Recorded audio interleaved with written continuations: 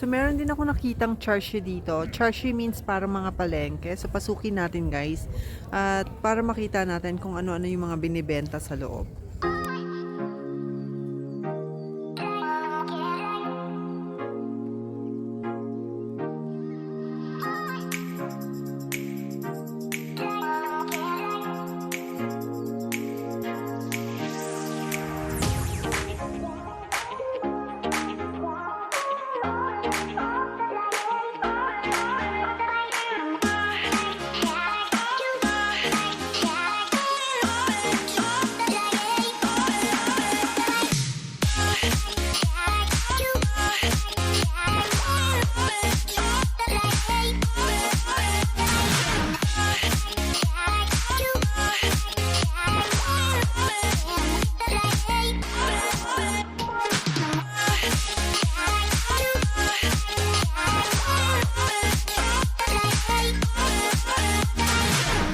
Parang pag pumasok ka talaga guys dito sa kanilang church is hindi mo talaga mapipigilan ng sarili mo na hindi bumili kahit man lang maliliit na items. Mapapabili ka talaga kasi talaga namang kaingga-inganyo at magaganda talaga yung mga souvenirs na naka-display dito. So, andito yung usual, yung mga magnets, marami dito, magnets, yung mga jewelries na handmade.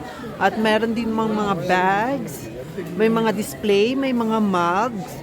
So, wala, nakakatuwa lang. Pero parang nakakainganyo lang talagang bumili dito. First time ko guys pumasok sa part na to. Actually, lagi na akong napapasyal dito sa Odunpazari. Pero dito sa shop na to, dito sa Charshi na to, ngayon lang talaga ako nakapasok guys. At napakaganda.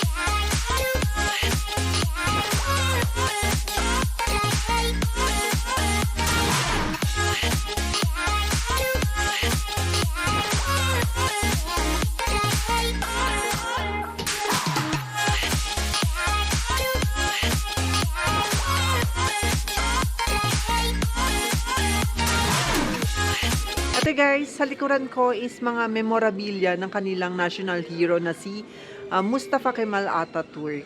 Ayan, mahal siya ng mga Turkish people dahil siya lang naman yung reason kung bakit sila nagkaroon ng democracy.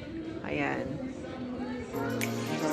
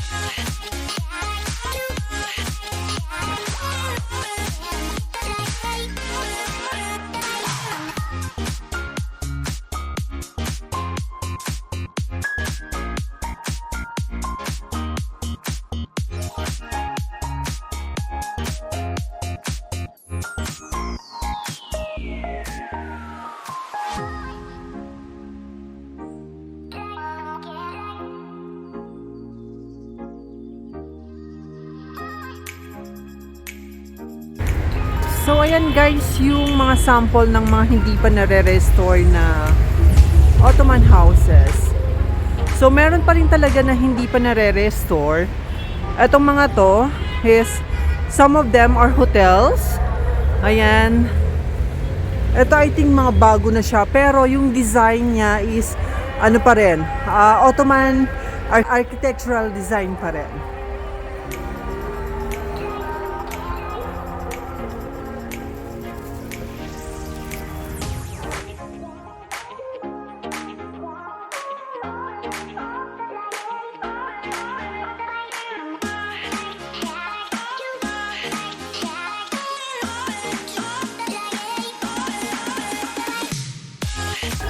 And that's all for today's video guys. I hope nabigyan ko na naman kayo ng another tourist attraction na pwede nyong puntahan dito sa Eskişehir, lalong-lalo na sa mga Filipino na nandito na sa Turkey. So thank you so much for watching. See you on my next vlog. Have a nice day ahead.